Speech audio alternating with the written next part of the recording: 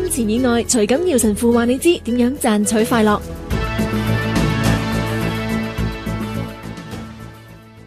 徐神父啊，我睇你做咗30幾年神父，你都好似好成功、好開心。究竟你係點樣做到噶？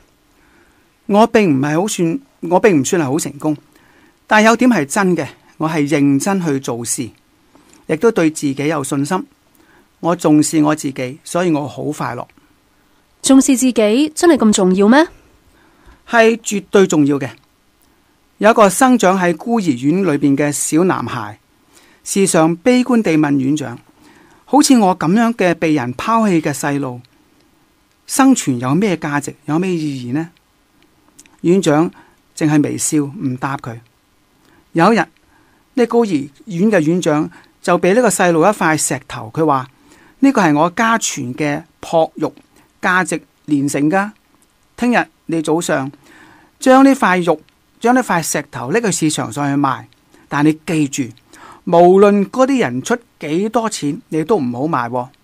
咁第二日呢，個小男孩呢就攞住呢塊小石頭，就踎喺古玩市場嘅一個角落裏邊，佢嘅嘴角充滿咗自信嘅笑容。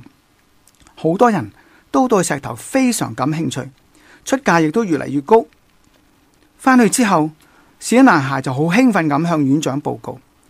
院長仲係笑咗一笑，咁就讓小男孩呢聽日再將石頭拎到去一個珠寶市場上去賣。結果在珠寶市場上，呢塊石頭嘅價格漲咗10幾倍。但係由於男孩呢堅決唔賣出呢塊石頭，甚至被認為係傳世嘅珍寶、稀世嘅奇珍。男孩就興沖沖咁返到嗰個孤兒院，向院長報喜。院長望住小男孩就慢慢咁講：其實呢個不過係一塊普通嘅石頭，原本不值一文，但係由於你嘅珍惜同埋睇重而提升咗佢嘅價值，竟然被誤以為係稀世嘅奇珍。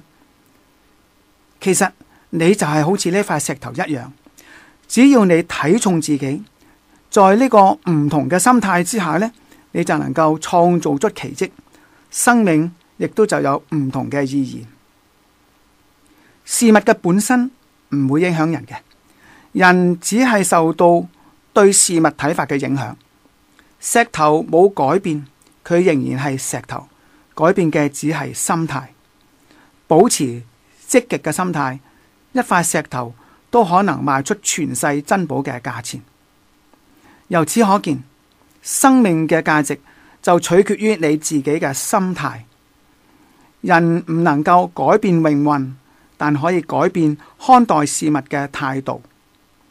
人唔能夠改變自己嘅容貌，但可以展現笑容。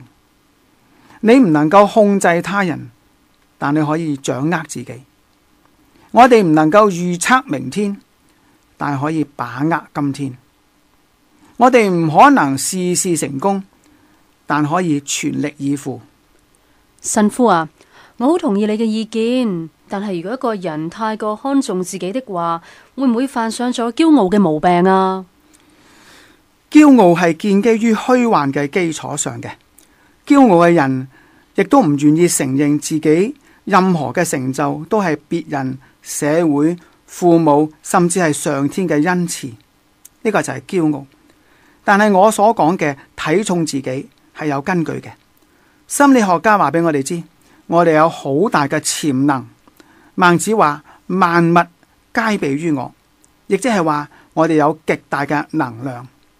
聖經甚至認為我哋係天父嘅兒女啊，係聖神嘅宮殿，係基督用佢嘅寶貴嘅血贖翻嚟嘅。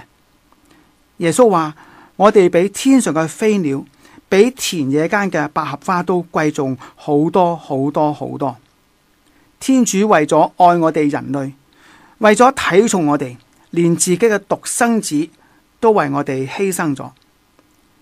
我想話俾大家聽，全能嘅無限偉大嘅天主都咁樣重視咗我哋，我哋又有乜嘢理由唔重視自己呢？